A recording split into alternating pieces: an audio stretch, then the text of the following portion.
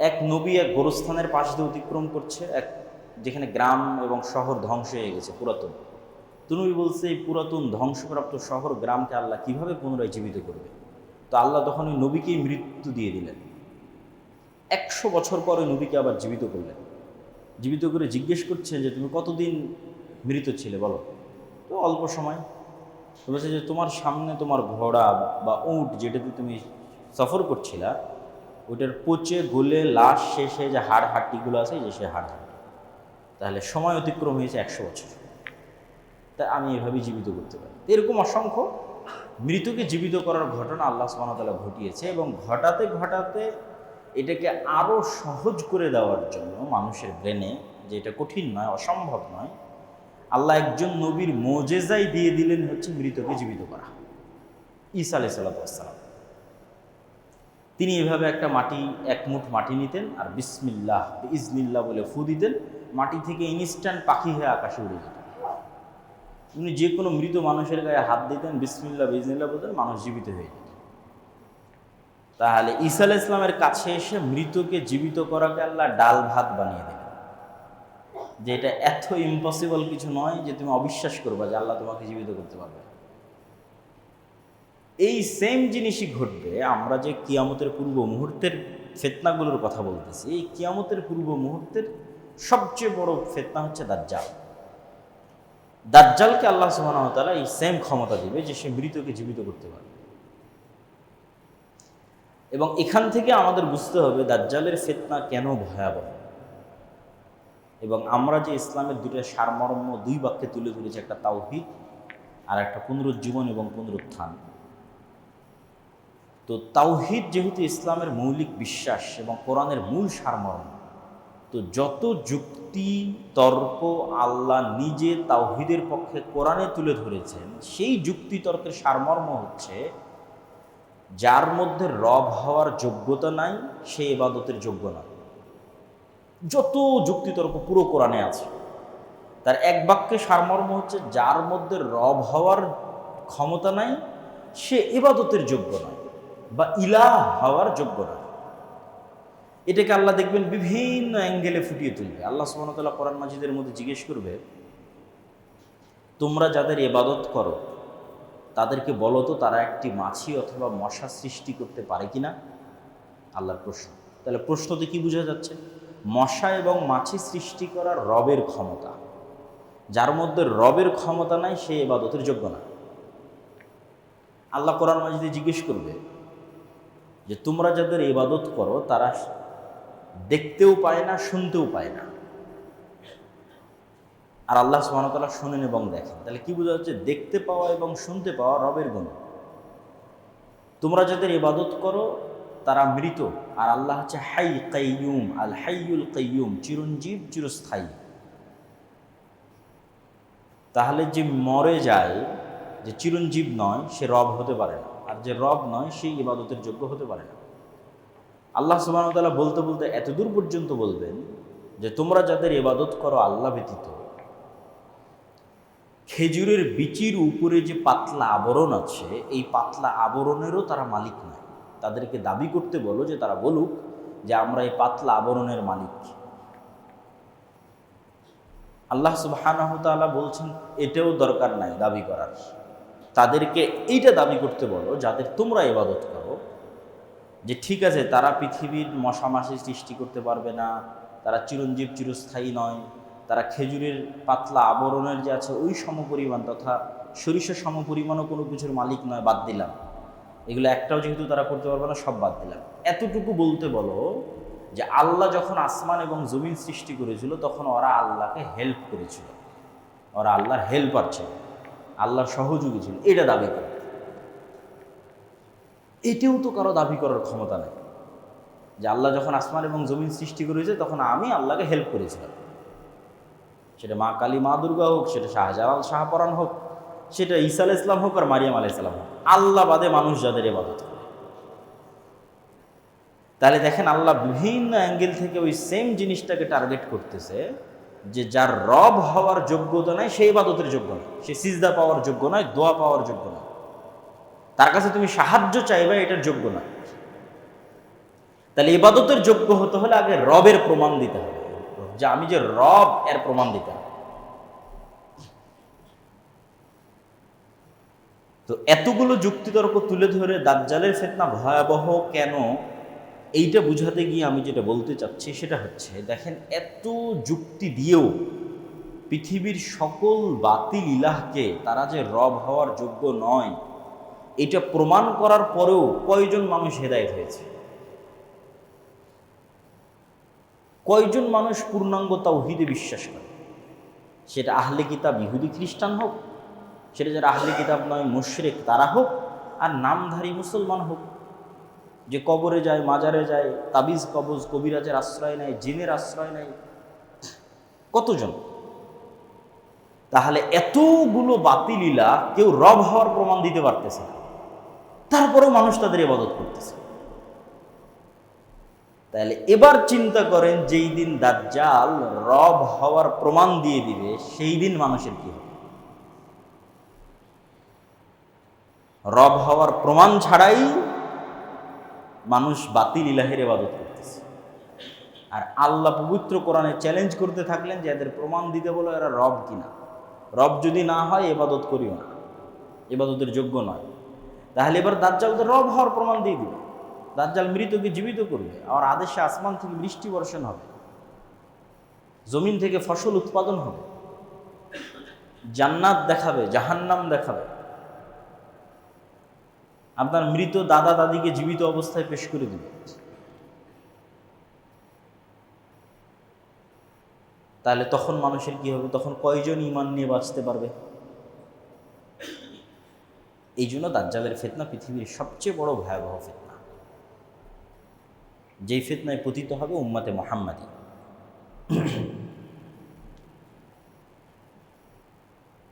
তো আমরা আমাদের আলোচনার বিষয়বস্তু নির্ধারণ করেছিলাম কিয়ামতের পূর্ব মুহূর্তের ফিতনা সম্বন্ধে। তো রাসূলুল্লাহ সাল্লাল্লাহু আলাইহি ওয়াসাল্লাম কিয়ামতের পূর্ব মুহূর্তে সংঘটিত হতে পারে এরকম ফিতনা সম্পর্কে সংক্ষেপে যা বলেছেন, তার কিছু সারমর্ম আমরা আজকে আপনাদের সামনে তুলে ধরব। একটি হাদিসে রাসূল সাল্লাল্লাহু আলাইহি ওয়াসাল্লাম বলেন, উ'দুদ সিত্তাম বাইনি ওয়া বাইনা ইয়াদাই সাআ, তোমরা 6টা জিনিস গণনা করে রাখো আমার এবং কিয়ামতের মধ্যে। তার মধ্যে 1 নাম্বার হচ্ছে মাউতি, আমার মৃত্যু।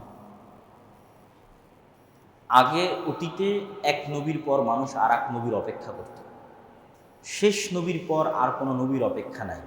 শেষ নবীর পর কিয়ামত হবে, একদিন পরেও হতে পারে, 1 বছর পরেও হতে পারে, 1000 1 লক্ষ বছর পরেও হতে পারে, কিন্তু বাক্য এটাই, শেষ নবীর পরেই কিয়ামত।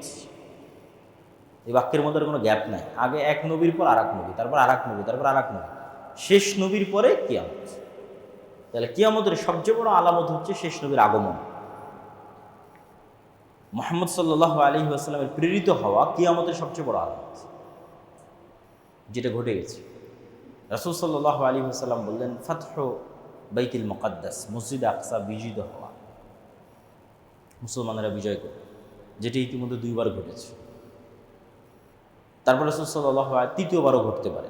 তারপর রাসূল সাল্লাল্লাহু আলাইহি ওয়াসাল্লাম বললেন, ভয়ঙ্কর ভয়াবহ মহামারী,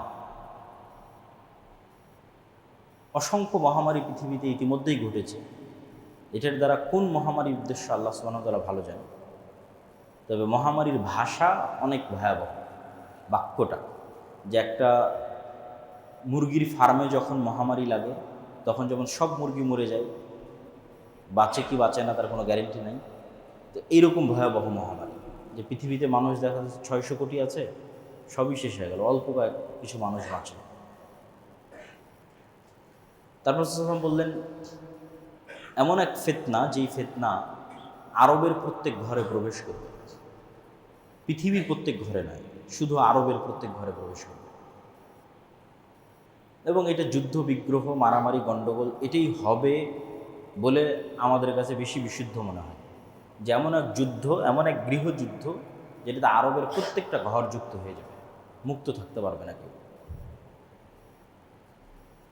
এবং আর এক হাদিসে রাসূল সাল্লাল্লাহু আলাইহি ওয়াসাল্লাম বলেছেন, অচিরেই ফোরাত নদীর মধ্যে থেকে স্বর্ণের পাহাড় বের হবে, যেটা নিয়ে আরবে ভয়ঙ্কর যুদ্ধ তৈরি হবে। যেই যুদ্ধে পুরো আরব অংশগ্রহণ করবে। তো অনেক সময় এই হাদিসগুলো শুনলে মানুষের কাছে আশ্চর্য মনে হয়, কিন্তু আজ থেকে 200 বছর 300 বছর আগে যে মানুষ চলে গেছে তাকেও যদি বলেন যে মরুভূমির নিচে এরকম তেল আছে আর সেই তেল দিয়ে এই করা সম্ভব, সেও বিশ্বাস করবে না। তো অসম্ভব বলে কিছু নয়, সবই সম্ভব। তারপর রাসূল সাল্লাল্লাহু আলাইহি ওয়াসাল্লাম বললেন, তোমাদের মধ্যে এবং রোমানদের মধ্যে একটি চুক্তি হবে, তোমাদের মধ্যে এবং রোমানদের মধ্যে একটি যুদ্ধ হবে, কিন্তু ওই যুদ্ধের পূর্বে রোমানদের সাথে মুসলমানদের চুক্তি হবে এবং সেই চুক্তির ভিত্তিতে তারা তৃতীয় একটি পক্ষের বিরুদ্ধে যুদ্ধ করবে। ওই তৃতীয় পক্ষের বিরুদ্ধে যুদ্ধে মুসলমান এবং রোমানরা বিজয়ী হয়। তারপরে মুসলমান এবং রোমানরা আবার মুখোমুখি পরস্পরে যুদ্ধ করবে। রোমান বলতে খ্রিস্টান। তারা কারা? 500 বছর আগে যখন এই হাদিস মানুষ শুনেছে তখন সে একরকম চিন্তা করতে পারে, আর আজকে আমরা যখন এই হাদিস শুনছি তখন আমরা আর এক রকম চিন্তা করতে পারি। আরও 500 বছর পরে যখন কেউ হাদিস শুনবে তখন তারা চিন্তা করতে পারে আর এক রকম। কিন্তু এতটুকু নিশ্চিত যে খ্রিস্টান, এখন রাশিয়ার খ্রিস্টান, আমেরিকার খ্রিস্টান, ইউরোপের খ্রিস্টান আল্লাহ ভালো জানে, কিন্তু খ্রিস্টানদের সাথে মুসলমানদের একটা চুক্তি হয়ে তৃতীয় পক্ষের বিরুদ্ধে তারা লড়াই করে। বিজয়ী হওয়ার পর আবার খ্রিস্টান এবং মুসলমানেরা মুখোমুখি লড়াই করে। এবং এই লড়াইয়ের যে স্থান রাসূল সাল্লাল্লাহু আলাইহি ওয়াসাল্লাম উল্লেখ করেছেন তা হচ্ছে তুরস্ক এবং সিরিয়ার সীমান্তবর্তী অঞ্চল। আজকের যে সীমানা, সেই সীমানার আলোকে বলতেছে, আজকের সীমানার আলোকে তুরস্ক এবং সিরিয়ার সীমান্তবর্তী অঞ্চল। এবং যুদ্ধের যে ভয়াবহতার কথা রাসূল সাল্লাল্লাহু আলাইহি ওয়াসাল্লাম উল্লেখ করেছেন এবং বাইবেলিক্যাল যে প্রফেসি আছে তথা বাইবেল এবং তাওরাতের যে বিকৃত অবস্থা, এই বিকৃত অবস্থার উপরও তাদের যে ভবিষ্যৎবাণীগুলো আছে, যেগুলো বাইবেলের প্রফেসি বলে, সেগুলোর সাথেও কিছু কিছু মিল আছে। যেমন এতটুকু কমন মিল সবার মধ্যেই আছে যে সবাই একজন মাসিহের অপেক্ষা করতেছে। সবার ধর্মগ্রন্থে একজন উদ্ধারকারী মাসিহ আছে। ইহুদিরাও একজন মাসিহের অপেক্ষমান, খ্রিস্টানেরাও একজন মাসিহের অপেক্ষমান, মুসলমানেরাও একজন মাসিহের অপেক্ষমান। মাসিহ শব্দের অর্থ হচ্ছে বিপদ থেকে উদ্ধারকারী। মাসিহাদ দাজ্জাল মাসিহ, ঈসা মাসিহ মাসিহ। কিন্তু মাসিহাদ দাজ্জাল হচ্ছে ধোঁকাবাজ, মিথ্যুক মাসিহ, প্রকৃত মাসিহ না। আর ঈসা মাসিহ হচ্ছে রিয়াল, সত্য, প্রকৃত মাসিহ। তো ইহুদিরা এখানেই গরমিল করে ফেলবে। তারা তাদের স্বভাবের শাস্তির কারণে, তাদের অতীতের পাপের কারণে তারা মিথ্যা মাসিহকেই মাসিহ বলে মেনে নেবে, বিপদ থেকে উদ্ধারকারী বলে মেনে নেবে, এবং আসলেই দাজ্জাল তাদেরকে বিপদ থেকে উদ্ধার করবে। আর খ্রিস্টানদের অধিকাংশ মুসলমান হয়ে যেতে পারে, এটার সম্ভাবনায় বেশি। তাদেরও কিছু কিছু দাজ্জালের অনুসারী হতে পারে, তবে বেশিরভাগ মুসলমান হয়ে যেতে পারে। তো মুসলমান এবং খ্রিস্টানদের মধ্যে থেকে হওয়া নতুন মুসলমানেরা সত্য মাসিহের অনুসারী হবে, যিনি হবেন ঈসা মাসিহ। তবে ঈসা মাসিহ যখন আসবেন তখনও মুসলমানেরা বিপদে, তিনিও এসে মুসলমানদের বিপদ থেকে উদ্ধার করবেন। তাহলে ইহুদিদেরকে বিপদ থেকে উদ্ধার করবে দাজ্জাল, আর মুসলমানদেরকে বিপদ থেকে উদ্ধার করবে ঈসা আলাইহিস সালাতু ওয়াস সালাম। তাহলে সিনারি কেমন হবে? সিনারি হবে এরকম যে দাজ্জাল আসার পূর্বে ইহুদিরা থাকবে বিপদে। অনেকেই মনে করে যে না, এখন মুসলমানেরা যে বিপদ আছে এই বিপদই চলমান থাকবে এবং এইভাবেই সারা পৃথিবীর কন্ট্রোল আগেই দাজ্জাল নিয়ে নেবে, তারপরে দাজ্জাল বের হবে। কোরআন এবং হাদিসের ধারাবাহিকতা এটা বোঝা যায় না।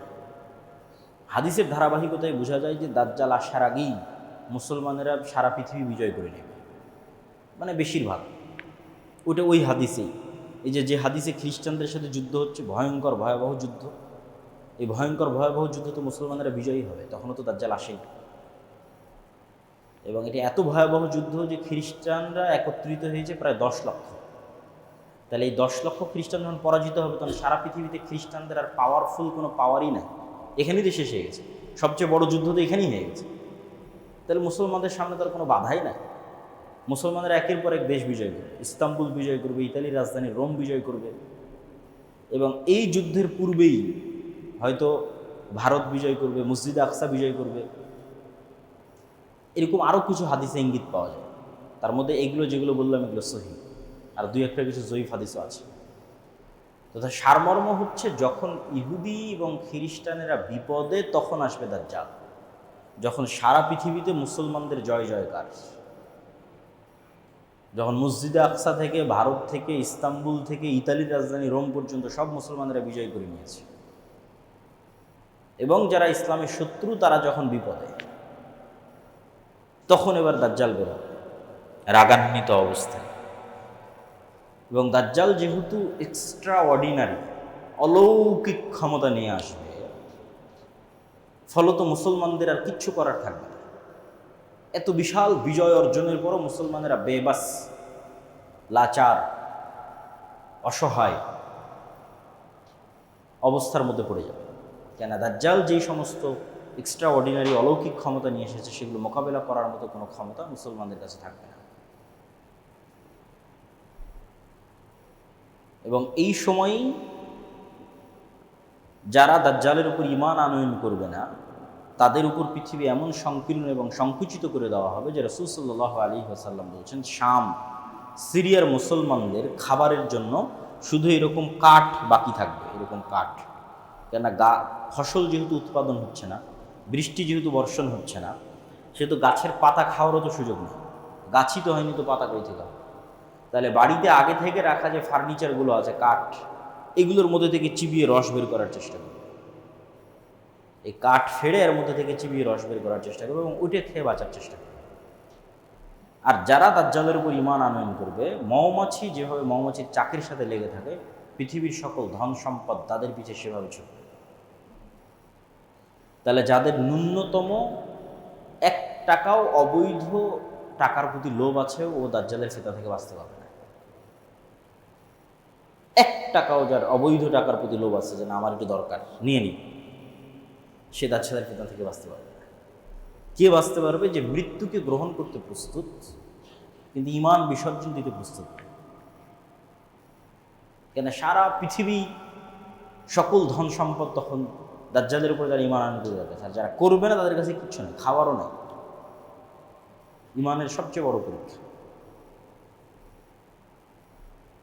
এবং রাসূল সাল্লাল্লাহু আলাইহি ওয়াসাল্লাম বললেন যে 40 দিনের প্রথম দিন হবে 1 বছর, দ্বিতীয় দিন হবে 1 মাস, তৃতীয় দিন হবে 1 সপ্তাহ, এবং তার গতি হবে আকাশে ঝড়ের সময় মেঘমালা যে গতিতে চলে সেই গতি।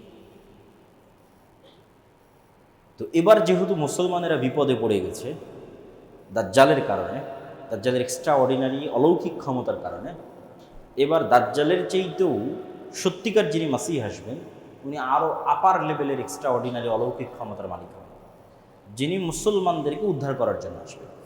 তিনি হচ্ছে ঈসা আলাইহিস সালাম। ইনি হলেন সত্যিকার মাসিহ, ঈসা মাসিহ, প্রকৃত মাসিহ। এনার অলৌকিক ক্ষমতা কেমন হবে?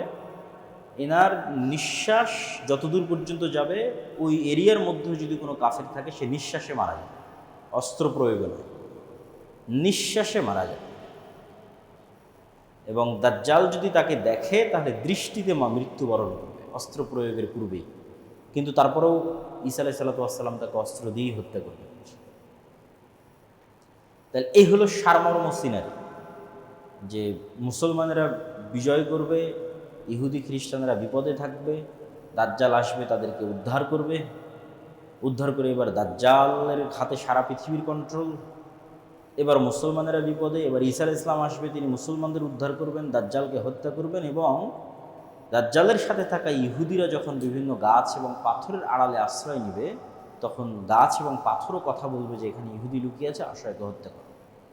এভাবেই রাসূল সাল্লাল্লাহু আলাইহি ওয়াসাল্লাম হাদিসে বলেছে। এবং এটা দাজ্জালের পরাজয়ের পরে তাদেরকে হত্যা করা হবে।